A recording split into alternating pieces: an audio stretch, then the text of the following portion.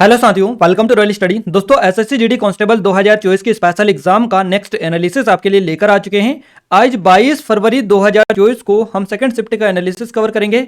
इससे पहले हम आपको फर्स्ट शिफ्ट का एनालिसिस कवर करवा चुके हैं। अगर आपने नहीं देखा है तो यहाँ पर आपको आई बटन पर लिंक दे देंगे, आप जाकर देख सकते हैं। और अगर आप चाहते हैं कि इस वीडियो के आपको पीडीएफ मिल जाए तो आप एप्लीकेशन को डाउनलोड कर लीजिएगा, टेलीग्राम चैनल ग्रुप को ज्वाइन कर लीजिएगा। दोनों के लिंक आपको डिस्क्रिप्शन में मिल जाएगी। गाइज, आज हमें काफी अच्छे खासे क्वेश्चंस भेजे, यहाँ तक कि पूरे के पूरे क्वेश्चंस हमें मिल चुके हैं।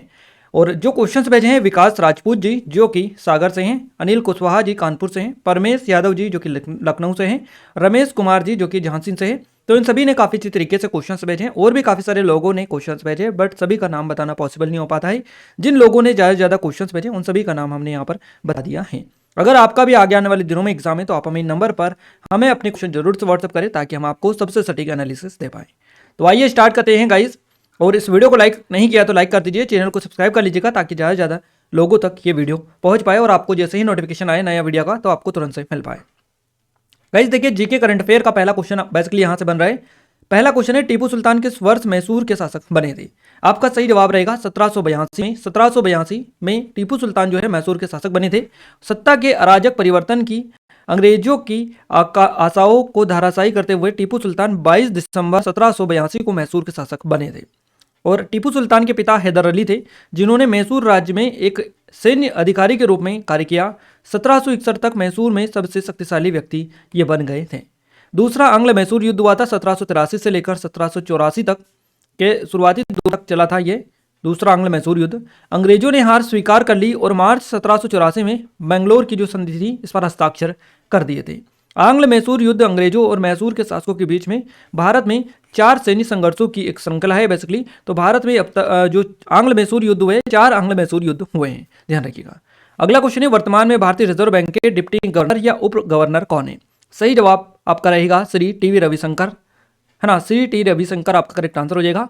वर्तमान में शक्तिकांत दास जो है ये भारतीय रिजर्व बैंक के गवर्नर है। तो याद रखिएगा, अगर गवर्नर की पूछी जाए कि भारतीय रिजर्व बैंक के गवर्नर कौन है वर्तमान में आरबीआई के, तो ये शक्तिकांत दास है। देखिए, आरबीआई में 4 डिप्टी गवर्नर है, इन चारों के नाम हम आपको बताने वाले हैं। उससे पहले डिटेल कवर कर लें। सर ऑसबोर्न जो स्मिथ है ये आरबीआई के पहले गवर्नर थे।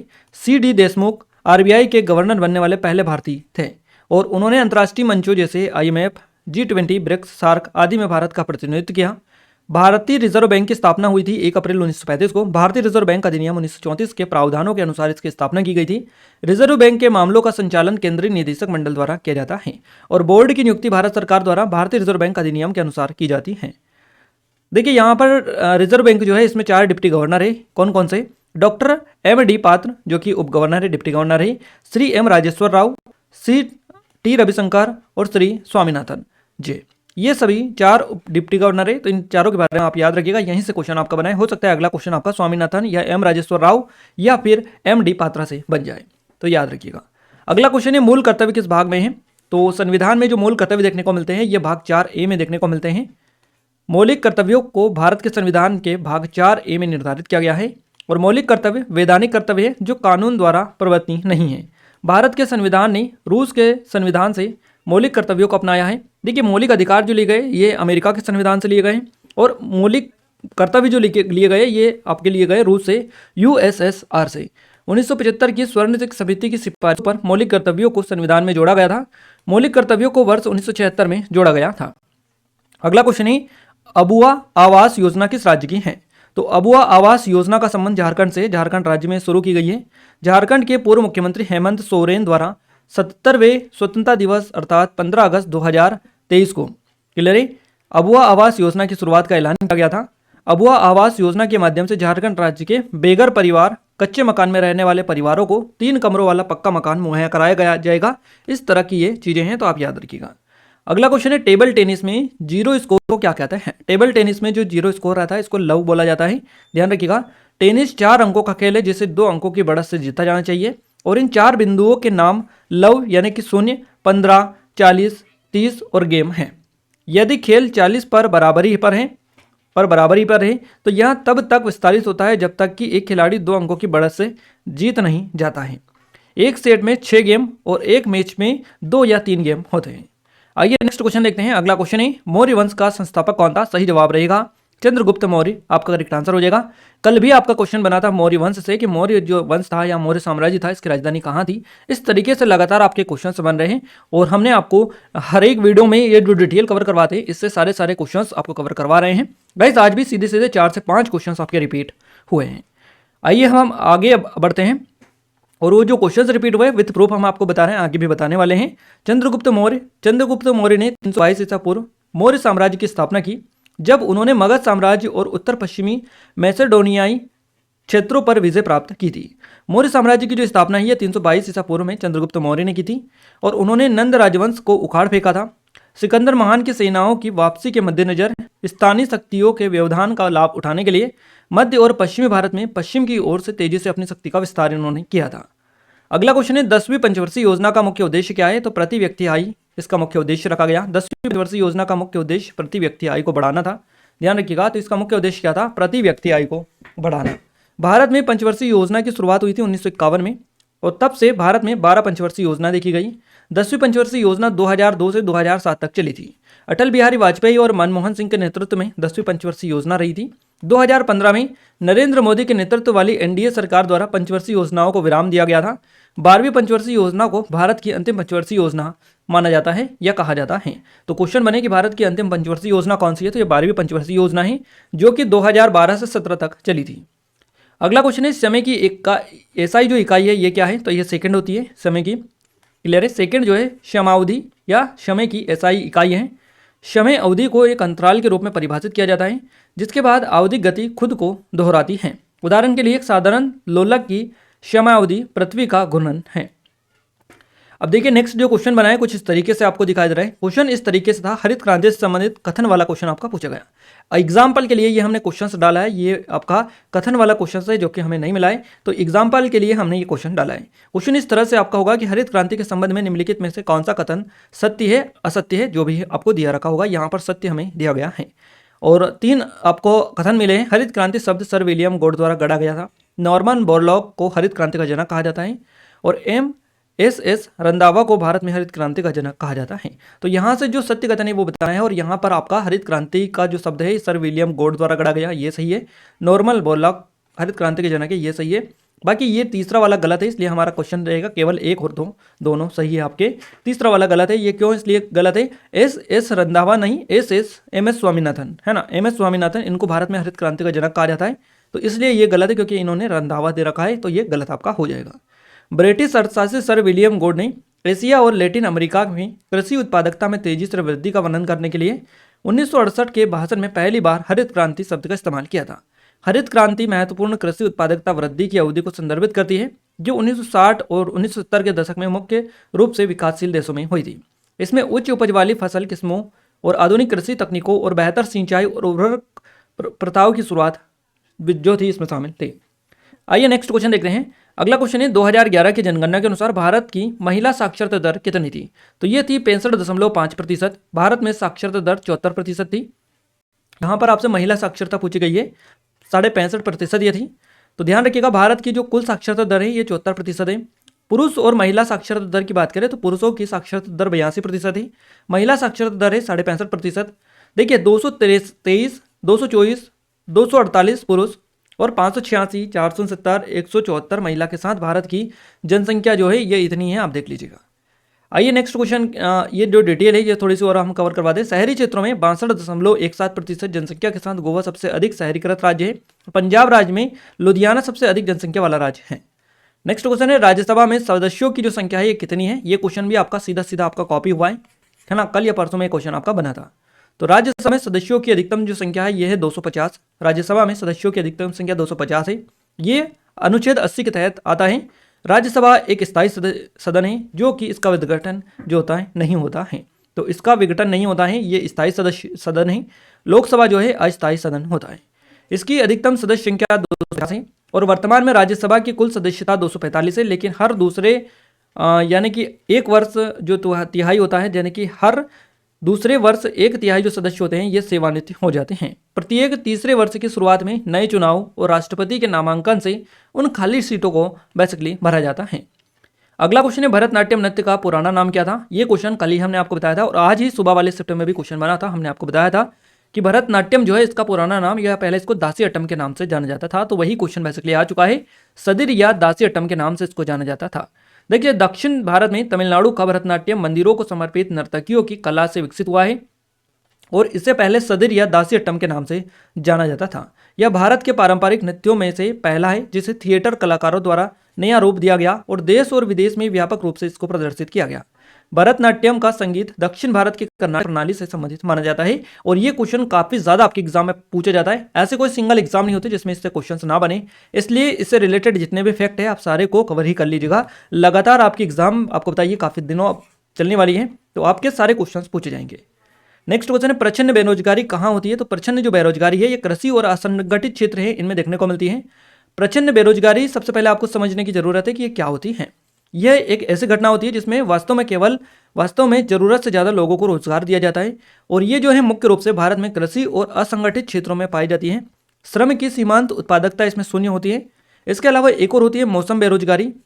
ऐसे तो कई सारी बेरोजगारियां होती है जैसे कि प्रच्छन्न बेरोजगारी, मौसम बेरोजगारी यानी कि मौसमी बेरोजगारी, चक्री बेरोजगारी। तो आप मौसमी बेरोजगारी को देख लीजिएगा। मौसमी जो बेरोजगारी है यह बेरोजगारी है जो वर्ष के कुछ मौसमों में या कुछ मौसम जो होते हैं उनके दौरान होती है। भारत में खेतियार मजदूरों ने शायद ही साल भर काम किया हो, तो यानी कि जो खेती या कृषि से रिलेटेड होती है ये मौसमी बेरोजगारी इसमें भी देखने को आपको मिलती है।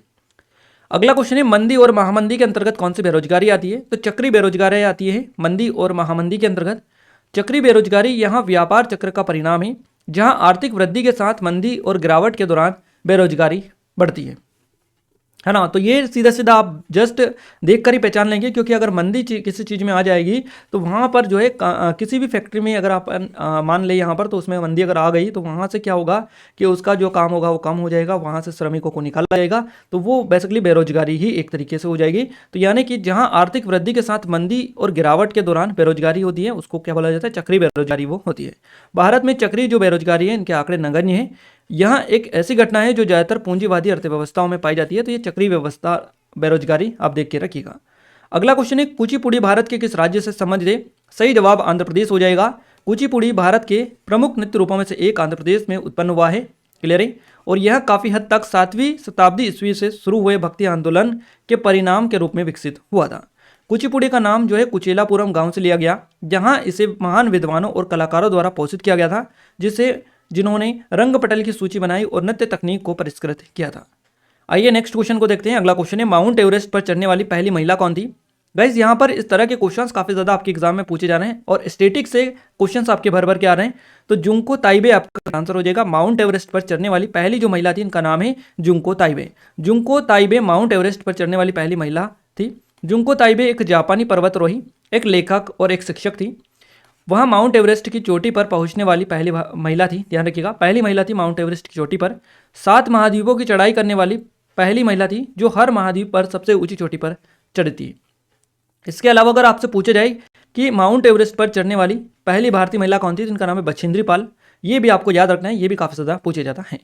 नेक्स्ट क्वेश्चन है अंतर्राष्ट्रीय मातृभाषा दिवस कब मनाया जाता है? तो ये हर साल 21 फरवरी को मनाया जाता है। 21 फरवरी को हर साल अंतर्राष्ट्रीय मातृभाषा दिवस मनाया जाता है, तो याद रखिएगा। और यह भाषाई सांस्कृतिक विविधता, बहुभाषावाद के महत्व के बारे में जागरूकता फैलाने के लिए मनाया जाता है। अंतर्राष्ट्रीय मातृभाषा दिवस बांग्लादेश की पहल के कारण मनाया जाता है। चलिए नेक्स्ट क्वेश्चन है भारत की आज़ादी के समय म्यांमार के राष्ट्रपति कौन थे? तो इनका नाम है साओ स्वे थाइक। म्यांमार की यानी कि म्यांमार के राष्ट्रपति भारत की आज़ादी के समय। अब देखिए यहाँ पर थोड़ा सा हम आपको एक्सप्लेन करते हैं डिटेल। देखिए भारत की जो आज़ादी हुई है, यानी भारत जो आज़ाद हुआ है 1947 में हुआ है। क्लियर है। और ये जो म्यांमार के राष्ट्रपति पूछे गए हैं, तो यहाँ पर थोड़ा सा एक्सप्लेनेशन की ज़रूरत है आपको। म्यांमार देखिए 1948 में बर्मी स्वतंत्रता की घोषणा के बाद म्यांमार, जिसे बर्मा के नाम से जाना जाता था, के राष्ट्रपति उसके बाद में अपॉइंट हुए थे। क्लियर है। तो 1948 में यहाँ की स्वतंत्रता, बर्मी स्वतंत्रता मिली थी इसको, भारत को मिली थी 1947 में, इसको मिली थी 1948 में। तो यहाँ पर 1 साल बाद हुआ था, तो इस तरह से क्वेश्चन था या नहीं था, जो भी हो हमने आपको क्लियर कर दिया है। तो अब आपका आंसर आएगा उसके अकॉर्डिंग हम आपको बता रहे हैं। तो 1948 4 जनवरी 1948 को बने थे साओ स्वे थाइक, जो कि म्यांमार के राष्ट्रपति बने थे भारत की आज़ादी के समय के थे। क्लियर है। और म्यांमार के वर्तमान में राष्ट्रपति कौन है? तो इनका नाम है माइंट स्वे। इनको भी आप देख लीजिएगा, हो सकता है आपका करंट अफेयर के पॉइंट ऑफ व्यू से क्वेश्चन बन जाए। अगला क्वेश्चन है भारतीय न्याय संहिता को किसने लॉन्च किया या किसने शुरू किया? इस तरह से कोई क्वेश्चन आपका पूछा गया। देखिए राष्ट्रपति द्रौपदी मुर्मू ने भारतीय न्याय संहिता, भारतीय नागरिक सुरक्षा संहिता और भारतीय साक्ष्य विधेयक 2023 को स्वीकृति दी है। क्लियर है। भारतीय न्याय संहिता भारत के लिए प्रस्तावित एक नई न्याय संहिता या कोड है और यहाँ एक व्यापक संहिता है जो वर्तमान भारतीय दंड संहिता आईपीसी, आपराधिक प्रक्रिया संहिता सीआरपीसी और साक्ष्य अधिनियम का स्थान लेंगी। क्लियर है। इसके अलावा 11 अगस्त 2023 को भारत के गृह मंत्री अमित शाह ने लोकसभा में भारतीय न्याय संहिता विधेयक 2023 पेश किया। ये जो विधेयक है इसको भारतीय आपराधिक न्याय प्रणाली में एक महत्वपूर्ण और स्मरणीय सुधार माना जा रहा है। आइए नेक्स्ट क्वेश्चन देखते हैं। अगला क्वेश्चन है सैयद मुश्ताक अली ट्रॉफी 2023 में किस राज्य ने जीती? तो पंजाब ने जीती। पंजाब आपका करेक्ट आंसर हो जाएगा। पंजाब की टीम ने सैयद मुश्ताक अली ट्रॉफी 2023 की चैंपियन बनी है बेसिकली, और पंजाब ने हाई स्कोरिंग फाइनल में वडोदरा को शिकस्त देकर जीत अपने नाम की है। सैयद मुश्ताक अली ट्रॉफी 2023 में पंजाब ने बाजी बेसिकली इसमें मार ली है। मनदीप सिंह की अगुवाई वाली पंजाब की टीम ने सैयद मुश्ताक अली ट्रॉफी 2023 के फाइनल मुकाबले को 20 रनों से जीतकर पहली बार यह खिताब अपने नाम किया है। अगला क्वेश्चन है क्रिकेट से संबंधित कौन सा खिलाड़ी है? तो सचिन तेंदुलकर, सौरभ गांगुली, राहुल द्रविड़, अनिल कुंबले, इसके अलावा जवागल श्रीनाथ, रोहित शर्मा, शुभमन गिल, विराट कोहली, श्रेयस अय्यर, केएल राहुल, सूर्य कुमार यादव, रविंद्र जडेजा, कुलदीप यादव, मोहम्मद शमी, मोहम्मद सिराज, जसप्रीत बुमराह, ये सारे जो है क्रिकेट से रिलेटेड है। अगर इनमें से कोई आपको मिला होगा तो आप आसानी से पहचान लीजिए। इसके अलावा भी कोई मिला होगा तो आप कमेंट में कमेंट करके बता दीजिएगा, हम आपको बता देंगे। क्लियर है। बाकी हमने जितने भी हो सकते सारे नाम आपको दे दिए हैं। तो यहाँ पर आपको देखिए, यहाँ पर आपको 20 क्वेश्चंस पूछे गए और 21 क्वेश्चंस में हैं, तो हो सकता है एक आध क्वेश्चन किसी ने ज़्यादा बता दिया या एक्स्ट्रा बता दिया, तो वो आप अपने हिसाब से देख लीजिएगा। बाकी हमें जितने भी क्वेश्चंस मिले हमने आपको एज इट इज बताने में आपकी हेल्प की है। पूरे के पूरे क्वेश्चंस आपको यहाँ पर हमने विद प्रूफ बताए हैं। और ये टेस्ट सीरीज अगर आप चाहें तो अच्छे से प्रैक्टिस कर सकते हैं। यहाँ पर काफ़ी अच्छा स्पेशल ऑफर इस पर चल रहा है, डिस्काउंट काफ़ी ज़्यादा आपको मिल रहा है, तो लिमिटेड टाइम में जाकर आप डेमो एक बार जरूर से चेकआउट कर लीजिएगा। आइए हिंदी को बात करते हैं हम। हिंदी के जो क्वेश्चन है, हिंदी का पहला क्वेश्चन आपके लिए निकल कर आ रहा है। खंडन का पर्यायवाची क्या होता है? तो प्रतिवाद, व्यवच्छेद, विरोध, इसके अलावा पार्थक्य होता है, विभाजन होता है और अलगाव होता है। ये सारे जो है खंडन के पर्यायवाची होते हैं। तो इनमें से आपको जो भी मिला होगा वो आप देख सकते हैं। विशुद्ध का विलोम आपसे पूछा है। अब विशुद्ध का जो विलोम है ये दूषित भी होता है, नापाक, मिश्रित, अविशुद्ध। अब इनमें से कौन सा दिया था ये आपके ऊपर डिपेंड करता है। आपको पता होगा जिन्होंने एग्जाम दिया था कि कौन सा आपके एग्जाम में आया था। कंधे, देखिए यहाँ पर नेक्स्ट जो क्वेश्चन है ये मुहावरे वाला है। दूसरे के कंधे पर रखकर बंदूक चलाना, मुहावरे का अर्थ क्या है? तो दूसरे के नाम से काम करना, दूसरे के कंधे पर रखकर बंदूक चलाना यानी दूसरे के नाम से काम करना। अगला क्वेश्चन है छतरी का तद्भव क्या आता है? तो ये खतरी होता है छतरी का। गुड़ गोबर कर देना, मुहावरे का क्या अर्थ है? बना बनाया काम बिगाड़ना जिसके कारण नुकसान होना, तो गुड़ गोबर कर देना इसको बेसिकली बोला जाता है।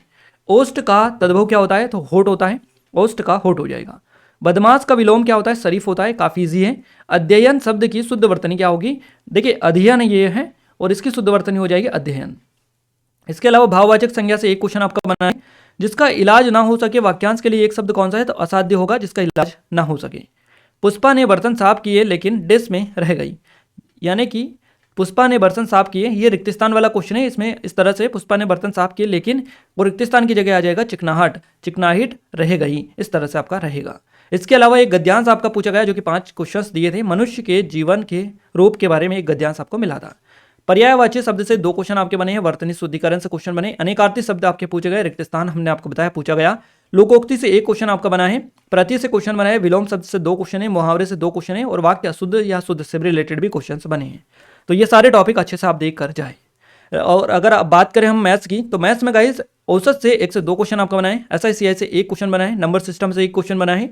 मेंसुरेशन 2D 3D से 1 क्वेश्चन पूछा गया है। चाल दूरी यानी स्पीड डिस्टेंस से आपका 1 क्वेश्चन बना है। रेलगाड़ी से 1 क्वेश्चन बना है। हो सकता है ये अलग अलग हो, इसमें चाल दूरी में वाला अलग पैटर्न का क्वेश्चन और रेलगाड़ी अलग क्वेश्चन है, तो आप इसको दोनों क्वेश्चंस ये बेसिकली इस टॉपिक से बने हैं। समय कार्य से 1 क्वेश्चन बना है। परसेंटेज से 1 क्वेश्चन है। लाभ हानि से क्वेश्चन आपका बना है। LCM HCF से 2 क्वेश्चन है। अनुपात से 1 क्वेश्चन है। आयु से 1 क्वेश्चन है और बोर्डमास से भी 1 आपका क्वेश्चन बना है।